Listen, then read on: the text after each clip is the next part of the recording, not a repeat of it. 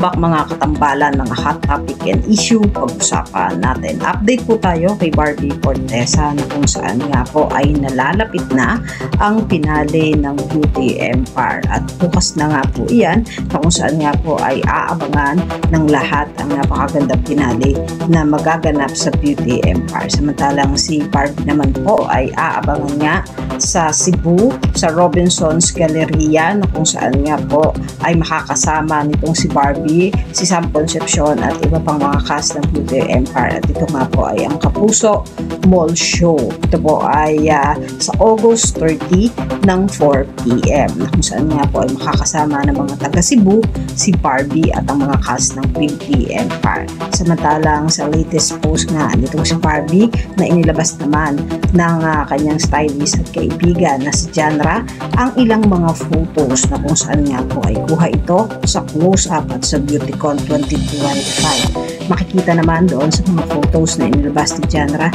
na napakaganda nga ng isang Barbie Forteza.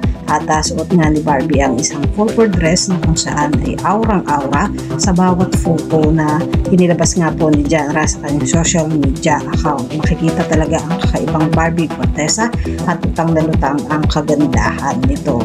Makikita din yung ilang mga kaganapan na kung saan nga ay nagkaroon ng interview itong si Barbie para po sa close-up. Ay makikita talaga na napakaganda nitong si Barbie sa bawat photos na inilalabas nga po. Yan po yung mga update natin ngayon kay Barbie. Kayo mga katambalan, ano ang masasabi nyo? Comment lang sa comment section at pag-usapan natin. Yan ang mga hot topic and issue dito lamang sa Tambalang JK.